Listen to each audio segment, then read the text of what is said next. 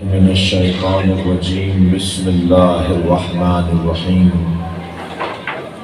الحمد لله الذي لا يبلغ مدحته القائلون ولا يحصي نعماءه العادون ولا يعدي حقه المجتهدون الذي ليس لصفته حد محدود ولا نقط موجود ولا وقت معدود ولا أجل ممدود فترى الخلائق بقدرته ونشر الرياح برحمته والصلاة والسلام على الرسول المسدد المصطفى العمجد المحمود الأحمد سيدنا ومولانا ومولى الكونين جد الحسن والحسين معاني أبا القاسم محمد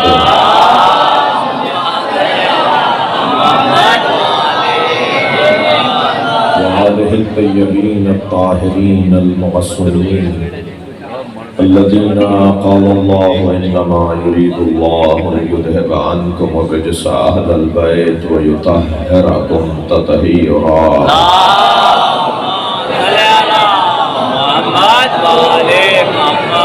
ولعنة الله على أعدائهم أجمعين من يوم عداوتهم إلى قيام يوم الدين أما بعد قال الحكيم في القرآن الكريم بسم الله الرحمن الرحيم ثم أورثنا الكتاب الذين اصطفينا من عبادنا صلوات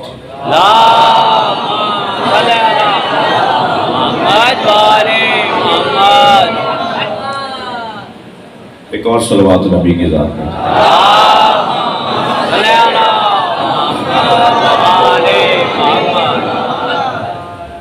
تھوڑی سی جگہ نہیں بنا سکتے اپنے دوستوں کے لیے ہم لوگ جگہ نہیں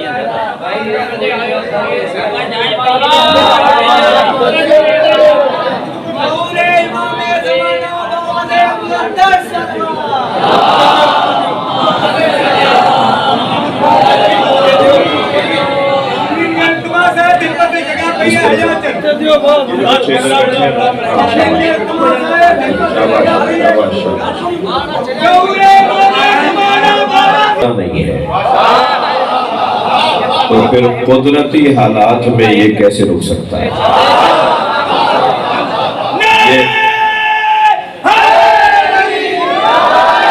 ہمیں معلوم ہوتا ہے نا کہ فلاں نے دھمکی لگائی ہے کہ مجلس نہیں کرنے دوں گا، فلاں نے رکاوٹ، حالات ہوتے ہیں نا، جب ان میں مجلس نہیں رکتی تو پھر اللہ کے نام پر کیسے رکے گی؟ ماشاءاللہ بڑی شرکت ہے، بھرپور آپ کی حاضری ہے، اور یہ علاقہ بھی ویسے بھی مضبوط لوگوں کا علاقہ ہے۔ میرے لیے سعادت مندی ہے کہ میں آپ کے اس علاقے میں ڈاکٹر صاحب کے حکم پر حاضر ہوا۔ پروردگار عالم کا احسان عظیم ہے کہ اس نے ہمیں جو دروازہ دیا ہے اس سے اچھا دروازہ نہیں ہے۔ دنیا کہاں بیٹھی ہے، دنیا کہاں جاتی ہے، ہمیں اس سے غرض نہیں، مگر ہم جہاں جاتے ہیں اس سے اچھا دروازہ نہیں ہے۔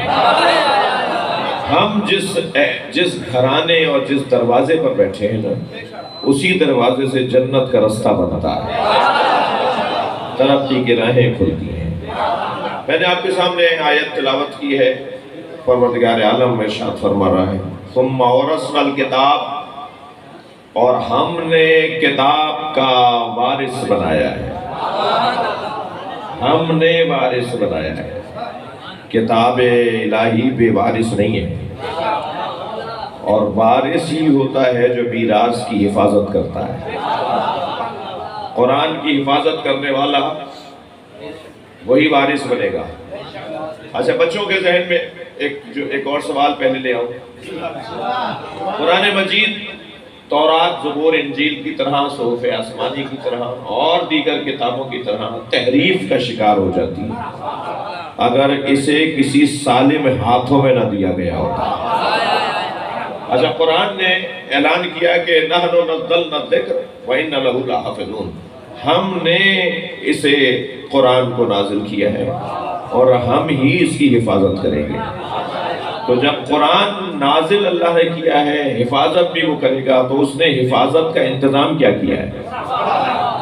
اچھا یہ لہجہ تو اس کا اور جگہوں پر بھی ہے، مثلا وہ کہتا ہے اِنَّ عَلَيْنَا لَلْهُدَىٰ، ہدایت دینا میرا کام ہے، لوگوں کو اچھا انسان بنانا میرا کام ہے، ہدایت دینا میرا کام ہے۔ تو کیا اب انگریزی کے اس امام بارگاہ مسجد میں ہم یہ تصور کر سکتے ہیں کہ اللہ آتا ہے یہاں سمجھانے کے لیے؟ جب وہ یہ کہہ رہا ہے کہ ہدایت دینا میرا کام ہے، تو کیا ہر مسجد، ہر امام بارگاہ میں ہر انسان کے پاس ہدایت دینے کے لیے اللہ جاتا ہے؟ اللہ کا ہمارے پاس آنا، ہم اس اللہ کو مانتے ہی نہیں جو کہیں سے آتا ہو۔ اللہ ہمارا آنے جانے والا نہیں ہے، لہٰذا حتیٰ اگر ماہ رمضان کے بارے میں بھی معصوم فرماتے ہیں بولو تو یہ نہ بولو کہ رمضان آیا اور رمضان چلا گیا، بلکہ رمضان کے نام کے ساتھ شہر رمضان لگاؤ، ماہ رمضان لگاؤ، اس لیے کہ رمضان اللہ کے ناموں میں سے ایک نام ہے۔ اور اتنی بھی بے احتیاطی نہیں ہونی چاہیے کہ تمہارے ذہن میں اگر ماہ رمضان ہو اور تم کہہ رہے ہو کہ ماہ رمضان آیا اور چلا گیا، تو کیونکہ اللہ کے ناموں میں سے رمضان ایک نام ہے تو اللہ کے لیے یہ سوچا بھی نہیں جا سکتا کہ وہ آیا اور چلا گیا، اس کے ہاں آنا جانا نہیں ہے، یاب و ذہاب اللہ کے یہاں نہیں ہے، اللہ ہر جگہ موجود ہے۔ تو سوال یہ ہے، ایک علمی بحث چھیڑنا چاہ رہا ہوں، میں تو سوچ کے آیا تھا کہ آپ کی توجہات مجھے پڑھائیں گے۔ سوال یہ ہے کہ اللہ کے اوپر ہدایت کی ذمہ داری ہے نا، تو کیا اللہ جگہ جگہ جا کے سمجھاتا ہے لوگوں کو؟ اس نے ہدایت کا کوئی نظام بنایا ہوگا نا۔ وہ اللہ جس نے یہ کہا کہ میں ہدایت دوں گا، اس اللہ نے ہدایت پہنچانے کے لیے انبیاء کو بھیجا، اس اللہ نے ہمیں سمجھانے کے لیے اماموں کو بھیجا۔ یہ جتنا بھی نظام ہدایت ہے یہ اللہ کا بنایا ہوا ہے، لہذا وہ کہتا ہے کہ یہ میرا کام ہے۔ کام کر رہے مولا علی، بول رہا ہے میرا کام ہے۔ کام کر رہے ہیں سرکار دو جہاں، وہ کہہ رہا ہے میرا کام ہے۔ جی رزق دینا اللہ کا کام ہے، آ رہا ہے ہمیں والدین کے ذریعے سے، تو یہ کام اللہ کا ہے، مگر اس نے ایک نظام بنایا ہے۔ میرا مطلب بہت روشن ہے، اس نے نظام بنایا ہے، طریقہ بنایا ہے، بغیر طریقے کے اس نظام کو سمجھا نہیں جا سکتا۔ یعنی اگر کوئی کہے نہیں میں تو مولا علی سے بات نہیں کروں گا، میں تو اللہ سے بات کروں گا، تو تیری شکل ہے ایسی۔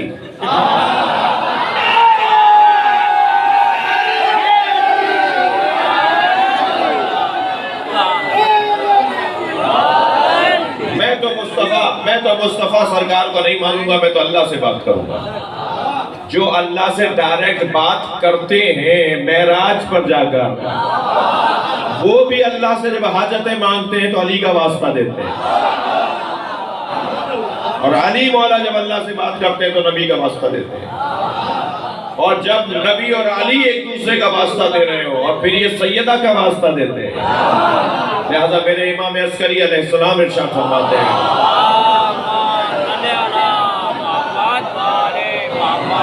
مولا فرماتے ہیں ہم اللہ کی حجتیں ہیں تم سب پر، اور ہمارے اوپر اللہ کی حجت ہماری جدہ فاطمہ ہے۔ یہ نظام ہے، میں اپنے مدعا کو اور روشن کر رہا ہوں کہ اللہ کا یہ نظام ہے۔ اللہ کبھی تورات بھیجے گا، کبھی زبور بھیجے گا، کبھی انجیل بھیجے گا، کبھی قرآن بھیجے گا، تو یہ اس کی ہدایت کا طریقہ ہے۔ اس نے جو سب سے زیادہ مضبوط کتاب بھیجی جس کی حفاظت کا اس نے اعلان کیا، ہم نے قرآن کو نازل کیا اور ہم ہی اس کی حفاظت کریں گے۔ یہ جو اس نے قرآن کو نازل کیا اور وہی حفاظت کرے گا، اس کا طریقہ کیا ہے حفاظت، وہ کیسے حفاظت کرے گا؟ جی ہم تو اپنے جگہ کا محفوظ کرنے کے لیے مثلا حفاظتی اداروں سے مدد لیتے ہیں۔ قرآن مجید کسی جگہ پر بند کر کے تالا لگا کر اس کے اوپر پہرے بٹھا کر تو محفوظ نہیں کیا جائے گا۔ قرآن تو ایسے تالے میں رکھ کر محفوظ نہیں ہوگا، بلکہ قرآن کا کمال یہ ہے کہ ہاتھ میں چلا جائے اور محفوظ رہے، کوئی اس میں کچھ نہ کر سکے۔ قرآن ہر ہاتھ میں پہنچے اور محفوظ رہے، اتنا اسے آزاد کر دیا جائے، اتنا اسے آسان کر دیا جائے، ہر شخص کے ہاتھ میں پہنچا دیا جائے، اور پھر بھی اسے کوئی نقصان نہ پہنچا سکے، یہ ہے قدرت پروردگار۔ تمہارے ہاتھوں میں قرآن ہوگا، دشمنوں کے ہاتھوں میں قرآن پہنچ سکتا ہے، جی کیا مشکل ہے ان کے لیے؟ تو جب وہ سب قرآن کو اپنے ہاتھ میں لے سکتے ہیں تو پھر اس کی حفاظت کیسے ہوگی؟ اس نے کہا کہ میں کچھ وارث قرآن کے بناؤں گا۔ بھائی سلوات پڑھیں محمد و آل محمد۔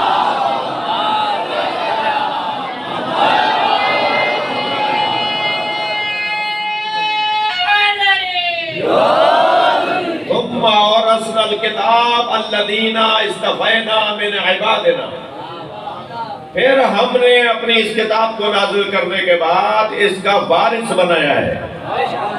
قرآن کے وارثوں کے دروازے پر ہم بیٹھے ہیں جنہیں اہل بیت کہا جاتا ہے۔ محافظان قرآن یعنی اہل بیت عصمت و طہارت، محافظ قرآن یعنی سرکار دو جہان کی ذات، یہ قرآن کے محافظ ہیں۔ اچھا کون ہے قرآن کا محافظ؟ ثم اورثنا الکتاب، اور پھر ہم نے کتاب کو کا وارث بنایا۔ اچھا کتاب کا وارث اللہ نے بنایا، کہہ رہا ہے ہم نے بنایا۔ کسے بنایا؟ الذین اصطفینا، ان لوگوں کو جنہیں ہم نے چن لیا۔ اللہ جنہیں مصطفیٰ، مجتبیٰ، مرتضیٰ بناتا ہے۔ بھئی تھوڑی گردن ہلا دیجئے اگر بات جا رہی ہے۔ اللہ جنہیں مصطفیٰ، مجتبیٰ بناتا ہے، پھر انہی کے حوالے وہ اپنا قرآن کر دیتا ہے۔ ہم نے وارث بنایا الذین اصطفینا، ان لوگوں کو جن کو ہم نے چن لیا۔ اللہ نے چنا ہے، اللہ نے انہیں چن لیا ہے۔ وجعلنا منہم، چنے ہوئے لوگوں کی بات کر رہا ہوں۔ آپ جاتے ہیں ٹھیلے کے اوپر بلا تشویر، صرف بات ان بچوں پر روشن کرنے کے لیے۔ آپ ٹماٹر والے سے کہتے ہیں کہ ٹماٹر دے دو، تو وہ دے رہا ہوتا ہے اپنی پسند کے، تو آپ کہتے ہیں نہیں جی میں تو خود لوں گا۔ پنجنارے پنجنی سوالک نارے،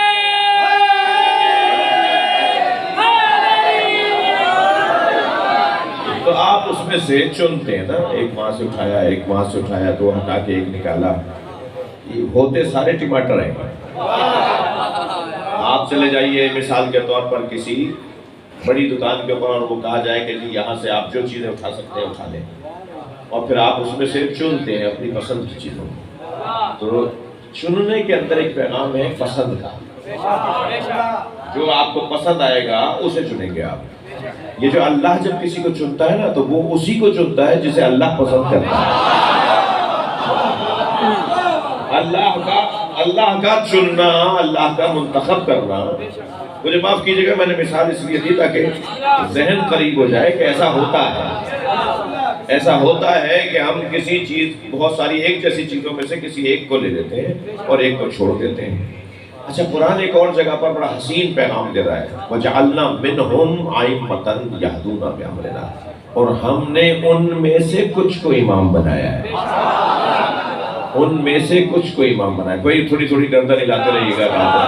ہم نے ان میں سے کچھ کو امام بنایا ہے، یعنی جن میں سے اللہ امام بناتا ہے، توجہ ہے، اللہ جن میں سے امام بناتا ہے وہ ہوتے انہی میں سے ہیں۔ یعنی اگر میں یوں کہہ دوں کہ اللہ جن میں سے امام بناتا ہے ان میں سے ایک کا نام عباس ہے۔ صلوات پڑھیں محمد و آل محمد۔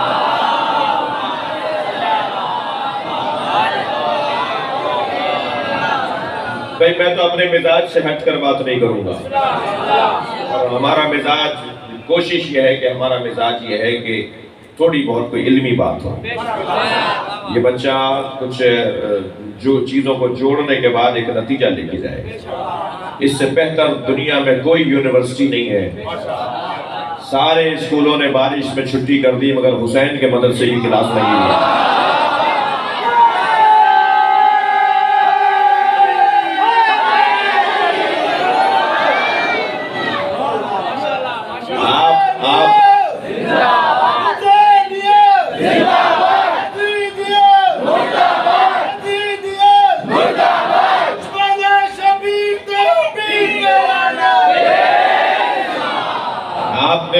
آپ نے بھی سبق یاد رکھا ہوا ہے تبھی چھٹی نہیں مل رہی۔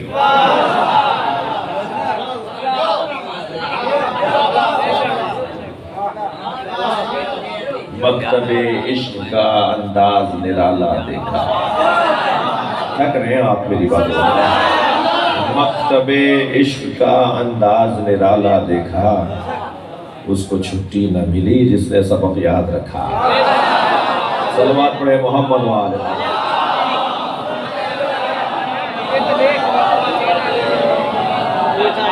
عاشقوں کو چھٹی نہیں ملتی جی. حسین کے عاشق بن جاؤ تاکہ کوئی دن چھٹی کا رہا ہو. ہم تو جہاں بیٹھیں گے وہاں حسین کی کلاس لگے گی. یہ موسم کی تبدیلی, یہ رستوں کا مضبوط ہو جانا, یہ پانی کا بہہ جانا, بہنا, یہ ہمارے رستے میں رکاوٹ نہیں ہے. مجھے بہت اچھا لگ رہا ہے کہ میں ایسے موسم میں آپ کی خدمت میں حاضر ہوں, اور میں بدگمان ہو گیا تھا, مجھے معاف کیجیے گا. بدگمانی میں نے یہ کی تھی کہ شاید لوگ نہیں آئے ہوں گے, گھروں میں بیٹھے ہوں گے, لیکن نہیں, الحمدللہ. سائیں جی سے عطا سلامتی واسطے بآواز بلند تر سلوات.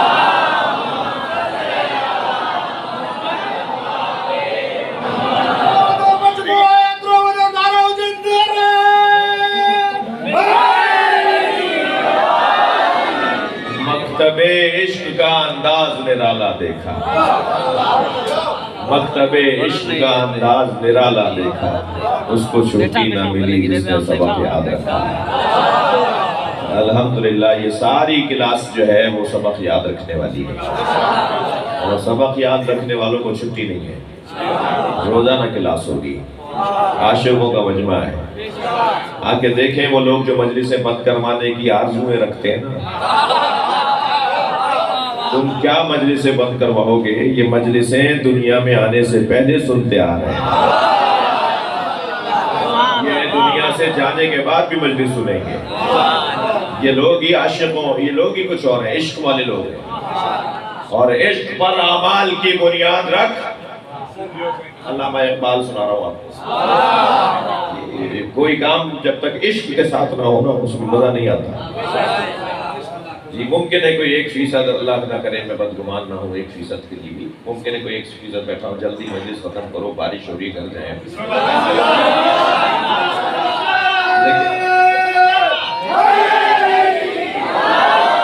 لیکن مجھے لگتا ہے کہ کوئی 1% بھی ایسا نہیں ہے. تو وہ کام جو عشق کی بنیاد پر کیا جائے نا, اس میں ذائقہ آتا ہے, اس میں مزہ آتا ہے. لہذا علامہ اقبال کہتے ہیں کہ نماز, روزہ, حج, زکوٰۃ اور جو بھی کام تم کرو, اعمال جو بھی تمہارے ہو, وہ عشق کی بنیاد پر. اپنے عمل سے عشق کرو. اب اقبال کا جملہ سنیں, مصرع سنیں. اقبال کہتے ہیں عشق پر اعمال کی بنیاد رکھ, عقل کو تنقید سے فرصت نہیں. صلوات پڑھ لیں محمد وآلہ.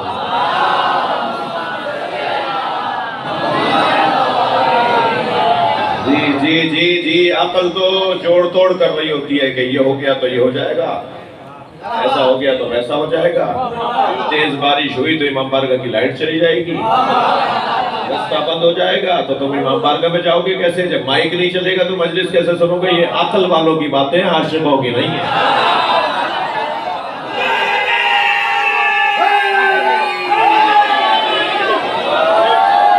عشق پر اعمال کی بنیاد رکھ, عقل کو تنقید سے فرصت نہیں. دنیا روک رہی تھی کہ ابراہیم رک جاؤ, نہ جاؤ, نہ کرو ایسا, مگر ابراہیم چلے گئے. اقبال پھر کہتے ہیں بے خطر کود پڑا آتش نمرود میں عشق. جو آگ بھڑک رہی تھی نا حضرت ابراہیم, اس میں جا رہے ہیں کودنے کے لیے. بے خطر کود پڑا آتش نمرود میں عشق, عقل ابھی محو تماشائے لبے بام رہی. عقل تو چھت پہ کھڑی دیکھتی رہی کہ کیا کروں. عشق نے کہا تم کھڑے سوچتے رہو, میں تو کودنے جا رہا ہوں. اور اب اگر یہاں تک میری بات روشن ہے تو ایک اور مصرع علامہ اقبال کا, 2 شعر اور. اقبال کہتے ہیں مادریان مرکز پرکار عشق, یہ سیدہ اس حسین کی ماں ہے جو عشق کے دائرے کا مرکز ہے. دنیا میں کوئی نہیں ملے گا عاشق مگر یہ کہ وہ حسینی ہوگا. عشق کا کوئی مطلب نہیں ہے سوائے حسین کے۔ عشق کے مجسم وجود کو حسین کہا جاتا ہے۔ کہتے ہیں یہ سیدہ اس حسین کی ماں ہے جو عشق کے دائرے کا مرکز ہے۔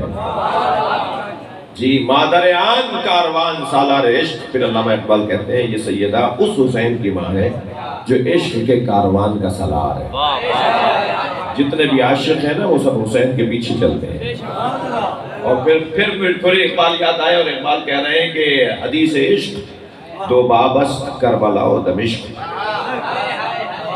عشق کی دو ہی تو داستانیں ہیں، عشق کے دو ہی تو جگہیں اور مقامات ہیں، عاشقوں کی دو زمین ہیں، ایک کربلا ہے اور ایک دمشق ہے۔ حدیث عشق دو بابست کربلا و دمشق، یکے حسین رقم کر دیگرے زینب۔ ایک باب اور ایک کتاب عشق کو حسین نے لکھا ہے اور ایک کتاب عشق کو زینب نے لکھا ہے۔ کبھی بھائی عاشقوں کا سردار ہے تو کبھی بہن عاشقوں کی سردار ہے۔ یہ عاشقوں کا کاروان ہے بھائی۔ واللہ بہت شدید بارش تھی رستے کے اندر، شاید یہاں اتنی نہ ہوئی ہو، لیکن رستے میں ہمیں کچھ نظر نہیں آ رہا تھا، یہ کیفیت تھی۔ اور جیسے جیسے امام حسین کے ذکر کی طرف بڑھتے جا رہے تھے، ایک خاص حوصلہ کہ نہیں، ذکر جن کا ہے دروازے تک ضرور جائے گا۔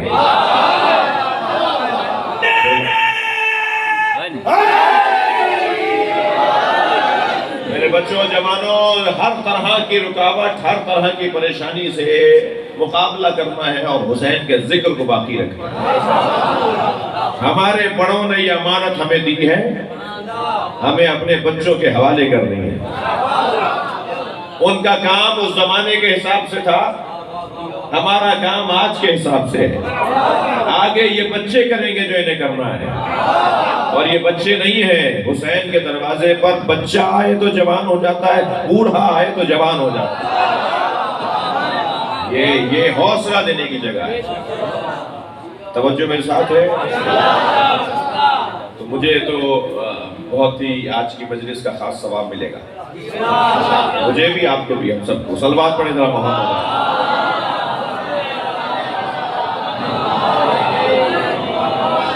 بات آگے جائے، تھوڑا سا ایک منزل اور آگے ہوں۔ اللہ نے قرآن مجید کی حفاظت کے لیے اپنے خاص بندوں کو قرار دیا ہے۔ اللہ خاص لوگوں میں سے نبی بناتا ہے، پھر بہت سارے نبیوں میں سے کسی کو رسول بناتا ہے، اور پھر بہت سارے رسولوں میں سے کسی کو امام بناتا ہے، اور ہر ایک کو اللہ امام نہیں بناتا۔ لہذا کہہ رہا ہے اس آیت میں وَجَعَلْنَا مِنْهُمْ أَئِمَّةً يَهْدُونَ بِأَمْرِنَا، اور ہم نے ان میں سے کچھ کو امام بنایا ہے۔ جن میں سے اللہ کچھ کو امام بناتا ہے ان میں سے ایک کا نام عباس ہے، جسے استاد قمر جلالوی کہتے ہیں کہ مقام حضرت عباس کم نہیں تھا قمر، مقام حضرت عباس کم نہیں تھا قمر، پلاتی دودھ جو زہرا امام ہو جاتا۔ صلوات پڑھیں مولا کی ذات پر۔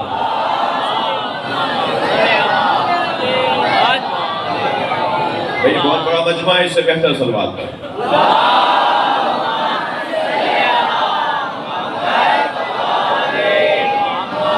ثم اورثنا الکتاب، آیت پر غور کر رہا ہوں۔ ثم اورثنا الکتاب الذین اصطفینا من عبادنا، اور پھر ہم نے اس کتاب کا وارث اپنے ان بندوں کو قرار دیا ہے جنہیں ہم نے چن لیا ہے۔ تو قرآن کا وارث نبی کی ذات، قرآن کا وارث علی کی ذات۔ جو وارث ہوگا وہی میراث کو جانتا ہوگا، میراث کی حفاظت وارث کرے گا، اور وہ اس حفاظت نہیں کر سکتا جب تک کہ اس کے حدود کو نہ جانے۔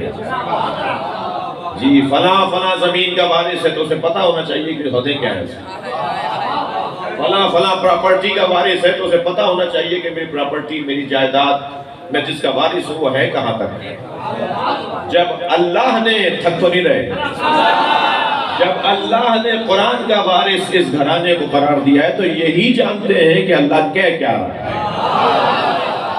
یہی بتائیں گے کہ اللہ کہہ کیا رہا ہے. توجہ چاہوں گا. مامون الرشید بیمار ہو گیا, اس کی ماں نے منت مانی کہ اگر میرا بچہ ٹھیک ہو گیا تو میں کثیر صدقہ اللہ کی راہ میں دوں گا. مامون الرشید بیماری سے باہر آ گیا, ٹھیک ہو گیا. ماں کثیر صدقہ دینا چاہتی ہے تو کسی نے کہا جی کتنا دیں گی تو کثیر ہو جائے. اس نے کہا فوراً مولویوں کو بلاؤ, ملاؤں کو بلاؤ, مفتیوں کو بلاؤ, دربار میں علماء کے لیے کرسیاں لگاؤ, ان سے پوچھو کہ میں کتنا دوں تو کثیر مراد پوری ہو جائے. 4 دے دوں, 5 دے دوں, 50 دے دوں, 2000 دوں, کتنے عدد دوں جو کثیر کا عنوان بنے. کثیر کہتے کسے ہیں؟ اچھا منت تو پہلے مان لی, پہلے سوچتی نا. ہمارے یہاں یہ بڑی مشکل ہے. منت پہلے مان لی کہ اگر فلاں کام ہو گیا تو میں مثال کے طور پر تارا توڑ کے لاؤں گا. تم یہ کام کر بھی سکتے تھے جو تم نے منت مانی, اور پھر جب توڑ نہیں سکتے تو کہہ رہے جی منت کیسے پوری کروں. ایک نے تو منت مان لی کہ میں جنت کی چوکھٹ کا بوسہ دوں گا. جی اللہ کو بھی چلانا چاہ رہے ہیں. میرا فلاں کام ہو گیا تو جنت کی چوکھٹ کا جا کے بوسہ دوں گا. کام ہو گیا, سرکار کے پاس آ گیا, یا رسول اللہ میں نے منت مانی تھی کہ جنت کی چوکھٹ کا بوسہ دوں گا. حضرت نے فرمایا وہاں تو مرنے کے بعد ہی جاؤ گے, مگر منت پوری اگر کرنی ہے تو ماں کے قدموں کا بوسہ دے دو.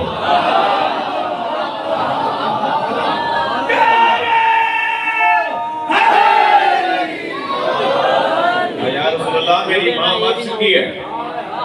فرمایا جاؤ پھر قبر پر جا کر پائنٹی میں بیٹھ جاؤ. یا رسول اللہ میری ماں کی قبر کا بھی نہیں پتا. ایسے بھی نہ ہنجار, ممکن ہے کہ وہ ایسا نہ ہو, لیکن ایسے بھی ہوتے ہیں لوگ, ایسے بھی لوگ ہوتے ہیں جنہیں اپنی اماں ابا کی خبر کا بھی نہیں پتا ہوتا. الحمدللہ آپ کے یہاں تو ایسا نہیں ہے, مگر بڑے شہروں میں یہ بیماری بہت ہے. یہ ٹائم نہیں ہے نا ان کے پاس, زندگی میں سلام کرنے نہیں جاتے تھے, مرنے کے بعد خبر پہ نہیں جاتے, اور گورکن سے پوچھتے ہیں کہ میرے ابا کی خبر کون سی ہے, تو وہ جو فقیر ہوتا ہے نا قبرستان کا, وہ بتاتا ہے کہ یہ ہے تمہارے ابا کی قبر. اور اس کی اب یہ بھی ذمہ داری ہے کہ اپنے بچوں کو بھی بتا کے جائے کہ ان کو بتا دینا کہ ان کے ابا کی قبر ہی ہے. بڑی مصیبت ہے.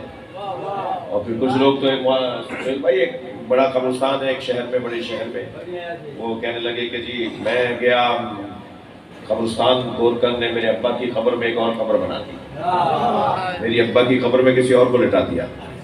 تو میں اس سے لڑ رہا تھا, ناراض ہو رہا تھا, تو میں نے کہا جی اس نے ایسا جو کیا, تو میرا ایک سوال ہے کہ آپ گئے کتنے دن بعد تھے, ابا کی قبر پہ کتنے دن بعد گئے تھے؟ تو کہنے لگا 4 سال بعد.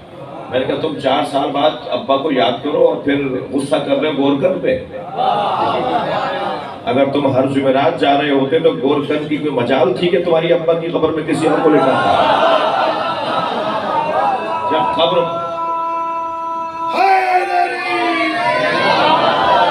جب مرحومین کے وارث ہی آگے نہیں بڑھیں گے, جب اپنے ابا اماں کی اور دادا دادی کی قبروں پہ ہی کوئی نہیں جائے گا تو پھر خبریں تو مٹیں گی نا.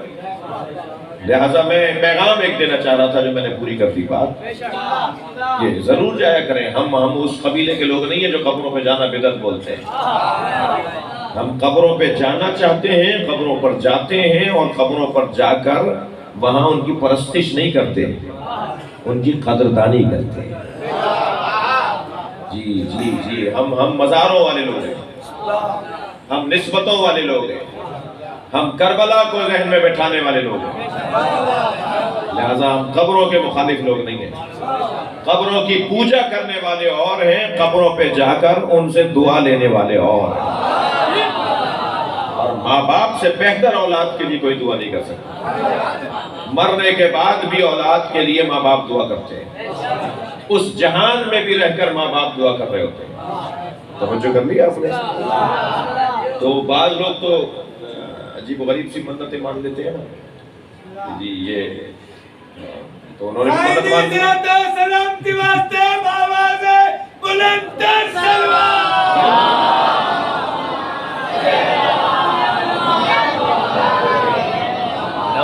منت مان لی کہ میں کثیر صدقہ دوں گی اگر, توجہ, میں کثیر صدقہ دوں گی اگر مامون رشید ٹھیک ہو گیا. وہ ٹھیک ہو گیا.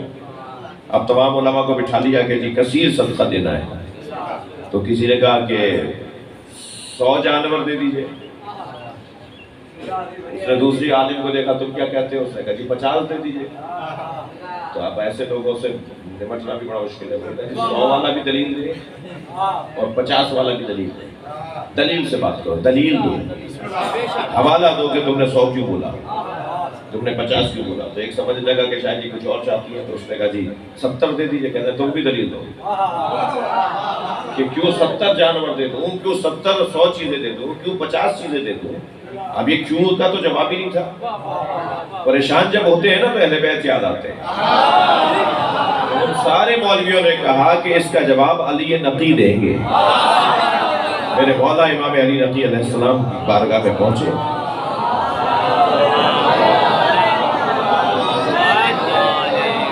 قرآن کے وارث کی بات ہو رہی ہے، قرآن کے وارث کی بات ہو رہی ہے۔ امام سے جا کر پوچھا کہ آپ بتائیں کہ کتنا اللہ کی راہ میں کچھ دیا جائے تو وہ کثیر کہلائے گا۔ امام نے فرمایا 80 عدد کو دے دو، 80 کی تعداد میں اللہ کی راہ میں کچھ دے دو گے تو کثیر دینا شمار ہو جائے گا۔ اب جیسے وہ 100 والے کو، 70 والے کو، 50 والے کو پوچھ رہی تھی، ایسے کہا کہ آپ بھی بتائیے کہ 80 کیوں نہیں؟ تو حضرت نے فرمایا اس لیے 80 دو کہ قرآن میں اللہ نے نبی کو یاد کر کے کہا لَقَدْ نَصَرَكُمُ اللَّهُ فِي مَوَاطِنَ كَثِيرًا، اے حبیب اللہ نے تمہیں کثیر موقعوں پر نصرت دی ہے۔ تو اللہ نے اپنے نبی کو 80 موقع پہ نصرت دی ہے۔ تاریخ میں یہ ہے کہ اللہ سلوات پڑھ لے محمد و آل محمد۔ 80 جنگوں میں کیونکہ اللہ نے اپنے نبی کو نصرت دی تھی، تو اس عدد کو 80 کے عدد کو قرآن میں کثیر کہتے جاتے ہیں۔ ابھی کون بتا سکتا تھا سوائے اس کے جو وارث کتاب ہو؟ وہی بتائے گا جو وارث کتاب ہے۔ ایک شخص نے آ کر میرے مولا امام جعفر صادق علیہ السلام سے کہا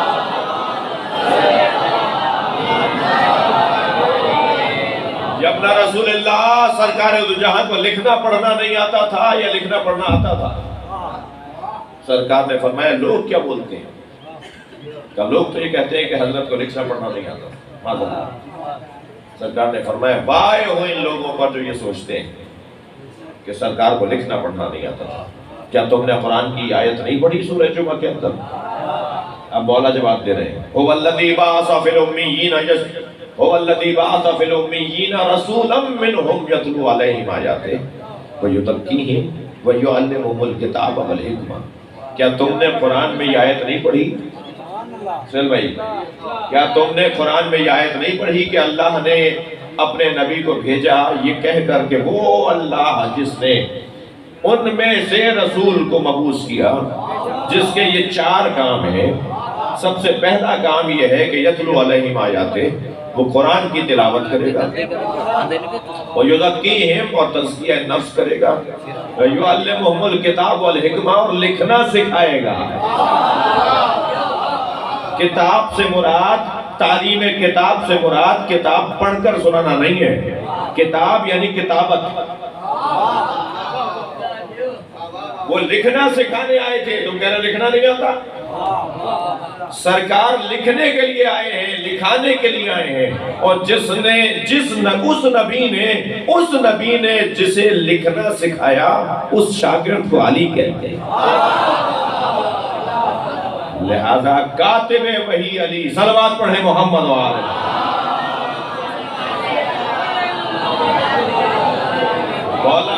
مولا نے یہاں کتاب سے مراد کتابت لی ہے، وہ کتابت سکھانے کے لیے آئے ہیں۔ قصہ بڑا حسین ہے اور مضمون بڑا روشن ہے کہ قرآن کا وارث اللہ جسے بنائے گا وہی قرآن کی حفاظت کرے گا۔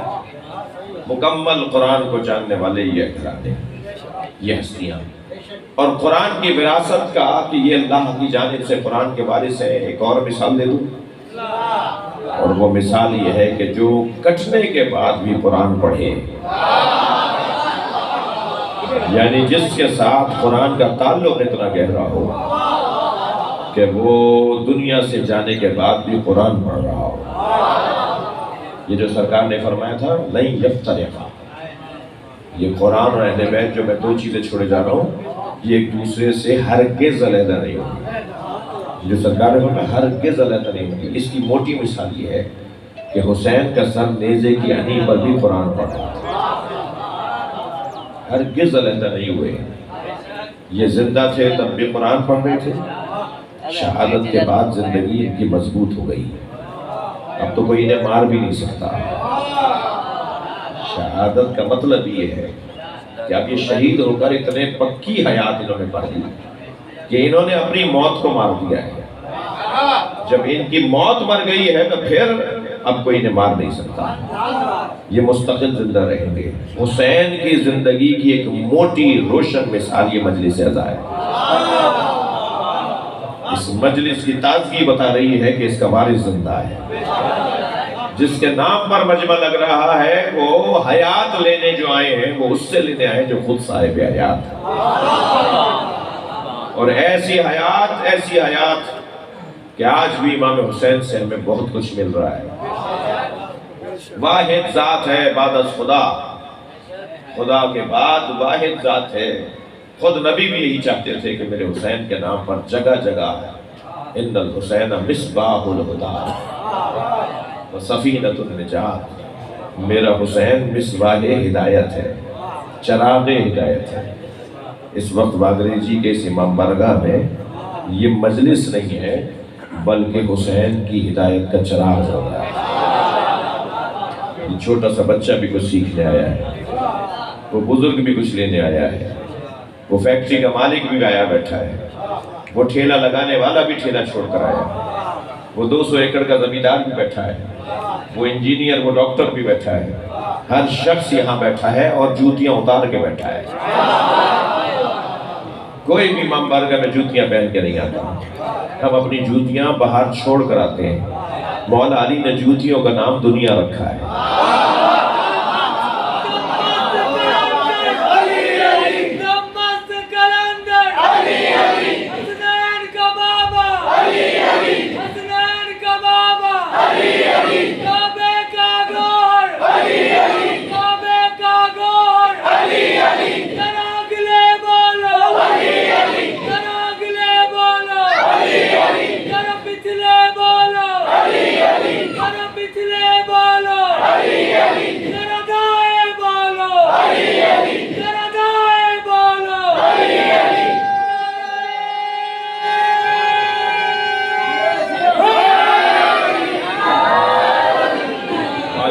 ماشاءاللہ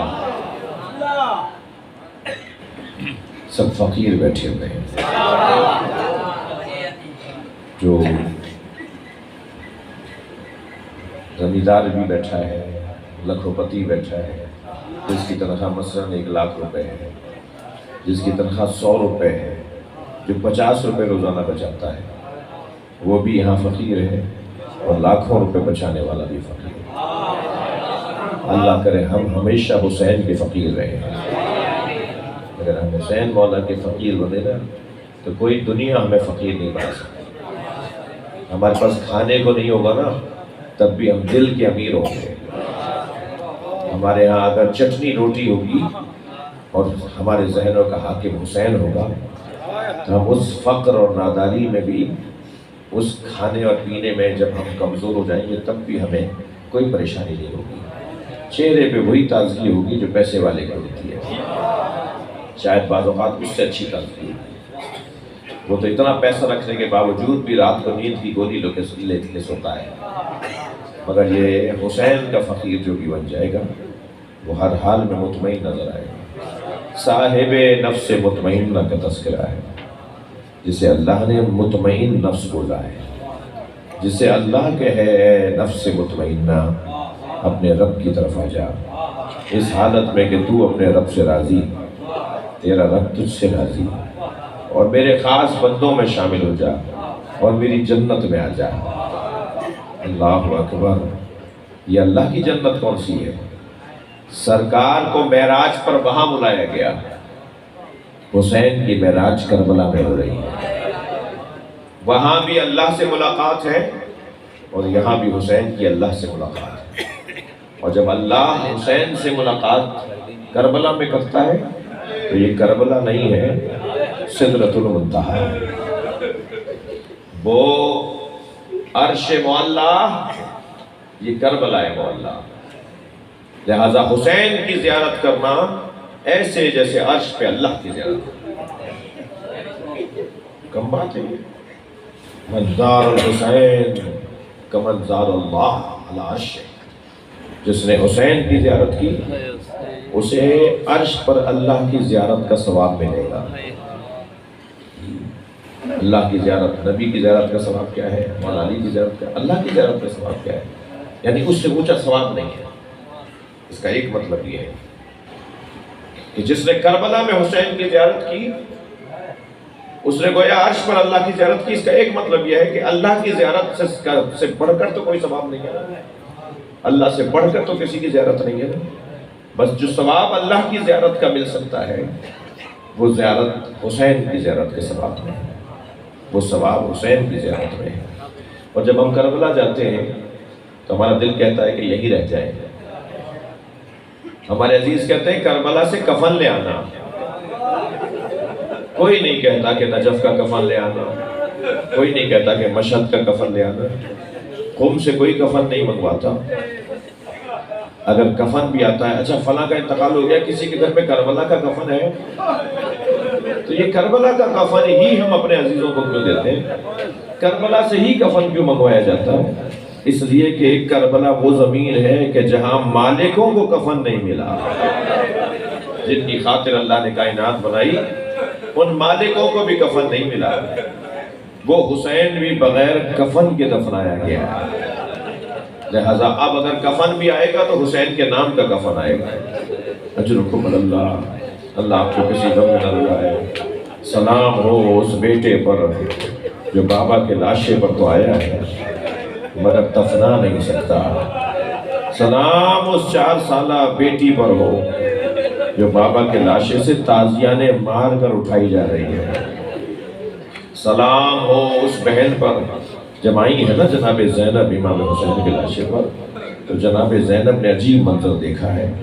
امام کی پسلیاں کمر سے نکل رہی تھی، ایک شخص نے انگوٹھی اتارنے کے لیے حضرت کی انگلی کاٹی ہوئی تھی۔ امام حسین کے سینے پہ گھوڑوں نے پیر رکھے ہیں، اور جناب زینب جس ایک منظر کو دیکھنے کے بعد جب تک زندہ رہی روتی رہی۔ وہ ایک منظر جناب زینب کے ذہن مبارک پر اتنا اثر انداز تھا، ہمیشہ ایک منظر کو یاد کر کے روتی تھی۔ وہ منظر بیان کرنے سے پہلے میں ایک مثال دے رہا ہوں۔ میں ابھی پچھلے دنوں کچھ عرصے پہلے کی بات ہے، ایک جگہ رش بہت تھا، مجمع بہت تھا، مجلس سننے آئے تھے، ملنے کا شوق تھا، بہت سے دوستوں کو ایک ہلکا سا مجھے دھکا لگا، میرا ماما گر گیا۔ تو ایک صاحب نے اٹھا کر دیا اور مجھ سے معافی مانگی کہ آپ کا ماما گر گیا، ہمیں معاف کر دیں۔ جب وہ معافی مانگ رہے تھے تو میری آنکھوں میں آنسو آ گئے، یہ سوچ کے کہ میری تو کوئی حیثیت ہی نہیں ہے۔ ہمارے ماں باپ، ہماری نسلیں قربان، ہمارے اجداد قربان حسین مولا کی پیر کی جوتیوں کی خاک پر، ہمارے آباء و اجداد، ہماری نسلیں قربان، ہماری حیثیت کیا ہے؟ ہم ہیں کون؟ کربلا میں حسین کا امامہ اتار کے لے گئے۔ جناب زینب اس منظر کو یاد کر کر کے بہت روتی تھی، فرماتی تھی نانا آپ کے حسین کا امامہ اتار کے لے گئے، مسلوب الامامۃ والردا، حسین کا امامہ اتار لیا، حسین کی عبا اتار لی۔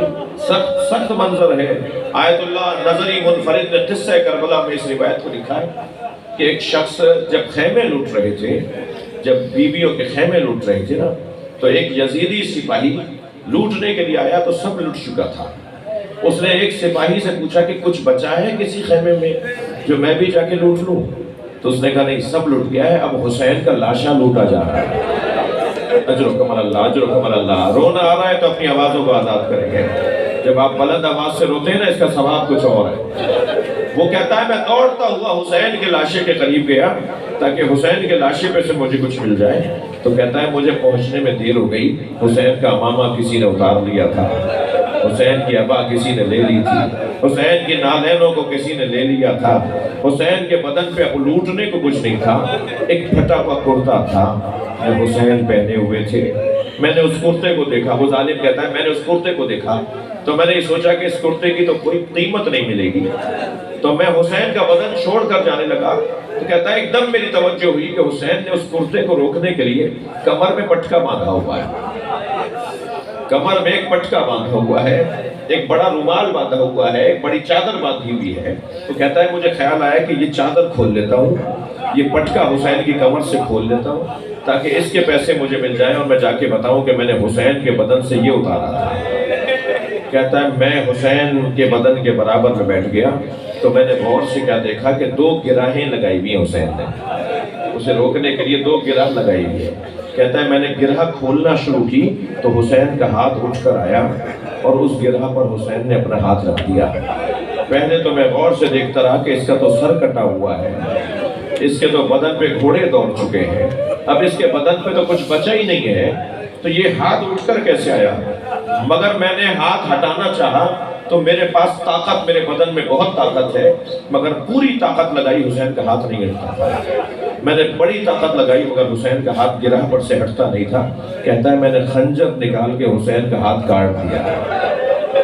رونا اور ماتم اس بات کا ہے کہ زینب نے کیسے دیکھا ہوگا، زین العابدین مولا نے کیسے دیکھا ہوگا، وہ 4 سالہ چھوٹی سی بچی نے کیسے دیکھا ہوگا، اور ایک اور نام لوں اس زوجہ نے کیسے دیکھا ہوگا جو جب تک زندہ رہی وعدہ کر کے گئی تھی میرے مالک میں تمہیں دھوپ میں دیکھ کر جا رہی ہوں، جب تک زندہ رہوں گی کبھی سائے میں نہیں بیٹھوں گی، اور ہمیشہ جناب رباب دھوپ میں بیٹھا کرتی تھی۔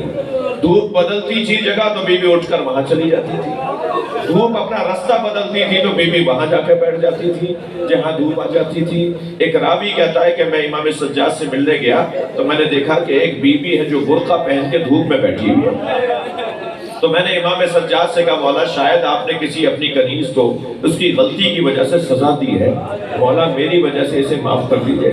تو امام کی آنکھوں میں آنسو آ گئے، فرمایا ابو حمزہ میری ماں رباب ہے، میرے بابا سے وعدہ کر کے آئی تھی کہ جب تک زندہ رہوں گی کبھی سائے میں نہیں بیٹھوں گی، جب چلا گیا نا ابو حمزہ تو امام سجاد نے کہا ماں اب تو غیر بھی کہتے ہیں کہ سائے میں آ جائے گی۔ تو جناب رباب نے کانپتی ہوئی آواز میں کہا زین العابدین کیا ہرملہ مارا گیا جس نے میرے بچے کو مار دیا، جس نے میرے شوہر کے سینے پہ تیر مارا، جب تک وہ زندہ ہے میں کیسے سائے میں آ جاؤں؟ واہ مصیبتہ، واہ محمدہ، واہ علی، یا اللہ